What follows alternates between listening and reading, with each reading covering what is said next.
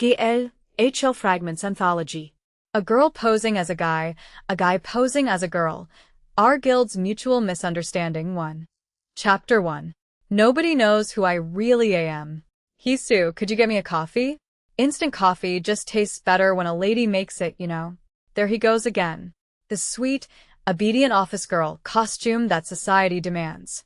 Inside my head, I buried an assassin's dagger into the department head's solar plexus a few dozen times, while the corners of my mouth lifted on pure autopilot. Sure, I'll do my best. In real life, I survive one day at a time by cosplaying as the agreeable, well-behaved female employee, grinding my social life stats to max level. But my true nature is a hardcore gamer, aggressive down to the bone, and absolutely rabid about winning. The moment I got home from work, I dropped into my chair without even washing up and pulled the headset over my ears. I launched the voice changer sitting on my desktop and loaded my preset with the pitch dragged all the way down. Testing. Mic check. Not quite a perfect middle-aged man's voice, but what came out of the headset was a thick, heavy, slightly synthetic bass. So many players use voice changers to hide their identities these days that nobody bats an eye. They all just think, our guild master really hates getting doxxed. And so I hit the connect button. On screen, Blood, a vicious-looking male assassin wielding twin blades, stood in the middle of town, currently sitting near the very top of the merged server rankings as a pure DPS. And not a single soul in this game knows the person behind him is a woman. Why do I go this far to be a netnabe, a woman pretending to be a man? Simple. Because of the humiliation I went through back when I innocently played a female character with my mic on. Come on, why would a girl play an assassin? Your control's not gonna cut it. Just heal from the back. Blood want big bro to carry you? I'll hand you all the gear lol. Even when my damage numbers were higher than all of theirs combined, they hit on me or talked down to me for the single reason that I was a woman. It made my skin crawl. That very day I deleted every character I had, rolled a male one, switched the voice changer on, and danced my blades like a lunatic all the way up to ranker status. Hey, you're pulling aggro over there. Are you gonna hold formation or not? Sorry, boss. The same guys who treated me like a pushover when I was a woman started crawling and calling me boss the second I swore at them in a pitched-down voice and carved up the boss monster. Yeah, that's more like it. I can put up with it in real life, but not in here. And that's how Reaper came to be, a small, elite guild that runs on skill and nothing else. There are 2 founding members in our guild who follow me without question. Boss, your form is insane today. Go easy on the mobs, will you? A bowl of Gukbap, our rock-solid ranker warrior, who looks up to me like an older brother. True to his handle, he's as hardy and level-headed as the soup he's named after. Ugh, the guys in today's public party wouldn't stop hitting on me. I am so done being called sweetie. How about watching the tank instead? Rough day. Good work out there. Blood, you're the only decent one. Every other guy is a wolf, but you never come on to women and your manners are unreal. Bulldozer Sis, our main tank and a rare genuine female player. She doesn't bother hiding that she's a woman and chews up most male players with sheer force of personality, a bulldozer of a little sister. Of course, she has no idea I'm a woman either. To her, I'm just the guy with amazing manners who never crosses the line, even with female guild members. Obviously, I'm a woman too. Things are going great, building the guild up with those 2, and enjoying a nice, clean gaming life. Then one day, while I was hunting for a top-tier healer to run high-ranker raids, a healer appeared out of nowhere and joined the guild, technically a newbie, but with the stats of a veteran. The handle, Glass Star. A dazzlingly beautiful elf, female character, with long silver hair that swayed when she moved. Guild Master. Great work on the raid today. Yeah, your heal timing was good. Nice work. It was super easy because you burst so well, Blood. Please take me to the next dungeon too. For a second, the cutesy emoticon scrolling up in the chat made my heart lurch. Sweet, follows my calls perfectly and above all, glued to my back, landing heals at razor-thin timings with that insane sense for it. On top of that, She used a voice changer too, hers pitched way up with that same synthetic edge, and even that high-toned voice was strangely adorable. This is insane, she's completely my type. I'm not into women, but if I had actually been a man, I would have dated that healer without a second thought. The damned femininity I have to squeeze out of myself just to survive at work. She was pulling it off perfectly and lovably. From that day on, the two of us stuck together like a dedicated healer and her main DPS. Our synergy was so ridiculous that the other guild members started muttering, "Are those two gonna hit the marriage system next?" We even traded private Discord handles behind everyone's back, becoming each other's perfect partner. All the while I never once doubted that this adorable healer was, obviously, a real woman. At least, not until the massive voice system failure incident that was about to blow every one of these perfect misunderstandings to pieces. Chapter 2. My dedicated healer and the perfect siege. Saturday, 10 p.m. sharp. The hour when every ranker on the server spills blood in the large-scale guild siege. Tonight, our Reaper guild's objective was to defend the Black Iron Fortress, notorious for how hard it is to hold. As guild master, I'd open the in-game guild voice channel 10 minutes before the fight to sort out party placements. Testing. Everyone in. The instant my voice, pitched low, threaded with that machine hum, rolled through the channel, the noisy chat went dead quiet. Party 1 holds the left wall. Party 2, the right. And the main gate. Bulldozer, you plug it. Okay. Just trust me, blood. Not one rat gets through. I'll bash every skull with my shield. A properly aggressive answer, exactly what you'd want from our main tank. I nodded, satisfied, and moved on to the next call. Gukbap, you back up Bulldozer and cut down anything that leaks through. Yes, boss. Don't worry about the gate. I'd finished placing my 2 pillars, and I was about to assign the position that mattered most. Glass Star drops back with me as Central Strike Force. When their main body pushes in, I'm infiltrating from behind to cut down their healers first, so match my route and back me up. At that, a murmur went up among the guild members with their mics on. And right on cue, our guild's recently acquired problem number 1 piped up to object. Come on, GM. Why would you put a high-end healer like Glass Star on Strike Force? What if she gets assassinated following an assassin around? The handle, Lone Wolf. Can't put out any damage to speak of, runs off alone and dies every single time, and gets especially clingy with the guild members he assumes are women. A textbook try-hard poser. If Glass Star goes down, the siege is over. Why not pull her behind me instead? I'll keep dealing damage and protect her properly. Glass Star, stand behind me and you'll be safe. Got it. The moment Lone Wolf finished running his oily little mouth, problem number 2, the one always stuck to his side, chimed in. Right, Lone Wolf does have a point, but I'm sure our GM has his reasons. Everyone calm down still.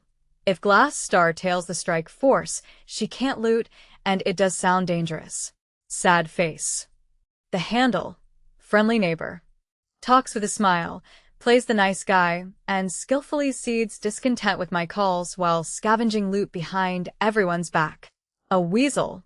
These two were putting on an absolute clown show trying to score points with the healer before the siege had even started. Just as I reached for my mic to unload some profanity, text popped up in guild chat, 1 line at a time, wrapped in cute emoticons. Glass Star, the GM's call is right. Glass Star, I can match Blood's burst timing best, so don't worry. Glass Star, Lone Wolf, you just focus on putting out damage up front. Fighting. Tisa, wa. She'd sliced Lone Wolf's little maneuver clean off, and armored it in emoticons so it didn't even sting. Max level social skills. I applauded internally and put a period on it in my deep, filtered voice. See that? That call accounts for Glass Star's heal range and my entry timing. No more backtalk, everyone hold position. Combat starts in 30 seconds. System. The siege has begun. Horns blared, and enemy guild members with red name tags swarmed the gate like ants. The battlefield turned to chaos in seconds. Flashy spell effects blanketed the screen, and the speakers rang nonstop with the roar of skills going off. Bulldozer. Barrier up and fall back. 3 steps. Mobs are stacking. Rah. Come and break through, you bastards. At the main gate, Bulldozer Sis had it sealed perfectly, slamming her enormous shield into the ground. While she held aggro, Gukbap swung his heavy greatsword and shredded through enemy health bars.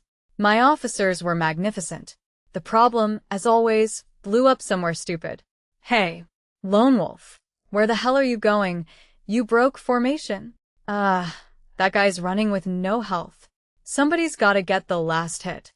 Lone Wolf, blind with kill greed, ignored the order and charged out, tearing a huge hole in the right side of our defensive line. Friendly Neighbor, rather than filling that hole, was hiding somewhere safe in the back picking up items other people had dropped. 3 enemy assassins slipped into the gap, stealthed, and burrowed into our rear. They had exactly one target, our guild's core, the healer, Glass Star. Whoa! Assassins behind Glass Star. Somebody shouted in alarm. I yanked my mouse around mid-strike on the enemy main body. But I was too far away. Too late. She's getting cut down. In that fraction of a second as I clicked my tongue and started to give up, the silver-haired elf healer on my screen pulled off an unbelievable piece of movement. A heartbeat before the enemy assassin's dagger landed in her back, Glass Star twisted her step in place and slid backward. The instant the attack carved through empty air, blinding light burst from the tip of her staff. System. Glass Star has used a wide area binding skill.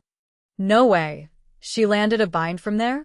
The admiration escaped me before I could stop it. Perfect distance judgment, perfect skill timing. And then a whisper from Glass Star appeared dead center on my screen. Glass Star whisper. GM. Now's your chance. I'll shield you toward their backline healers, so just run.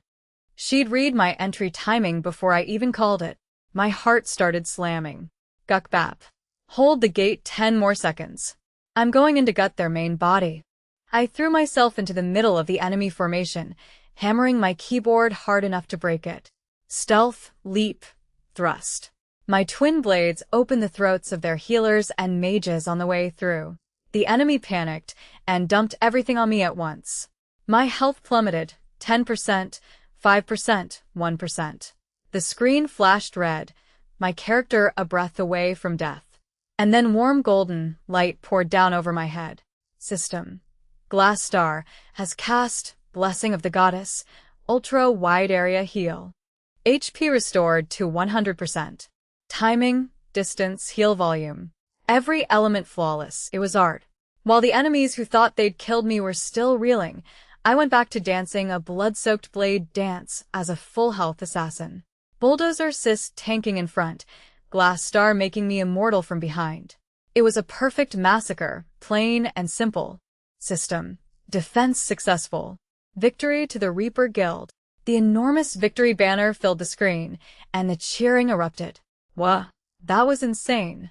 GM, that last entry was ridiculous. Look at the damage meter, it broke. Wait, Glass Star, what was that heal timing? Are you even human? Honestly, aren't the GM and Glass Star married at this point? Their synergy is unreal. Even with the guild going wild, I kept staring at the part of the screen where Glass Star stood. It's only a game, but nobody had ever read my playstyle this perfectly and backed it up like that. Something swelled up in my chest that I couldn't name. Then a voice cut in, utterly unable to read the room. Well, the healer got lucky with her cooldowns, I guess. But GM, don't you think you went in way too emotionally? You stole the kills I'd already lined up. Lone Wolf, leaving his own trolling entirely out of it and pinning the blame on me. A real spectacle.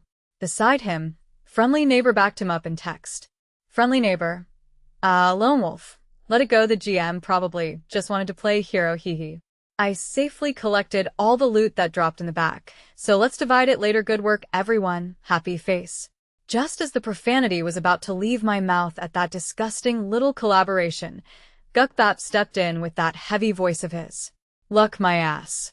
Lone Wolf broke formation and nearly got the right side caved in, and the GM and Glass Star covered it with insane mechanics.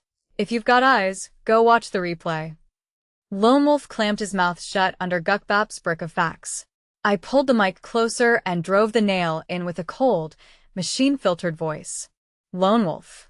From now on, if you're going to ignore calls and farm kills, don't press the siege sign-up button. And Friendly Neighbor, you're dead last in combat contribution, so you're excluded from this loot split. Anyone with complaints, keep it to yourself. When the guild master goes cold and brings down authority, the voice channel goes quiet like someone poured ice water over it. Nobody dared argue. I closed the guild window and sent a private whisper to the elf healer glued to my character's side. Blood me. Your heals were perfect today. Nice work. Glass star. Hee, not at all. You were super cool today too, Blood. Let's party again next time. Promise. Watching that adorable little female character bounce around on my screen, I caught myself grinning stupidly in front of the monitor. In a life this dry and exhausting, she was the one perfect partner who let me breathe. Yeah. I'm going to protect this perfect, adorable little thing, no matter what. Without ever imagining, of course, that on the other side of that monitor sat a real man, bigger framed than me, with a faint blue shadow of stubble along his jaw.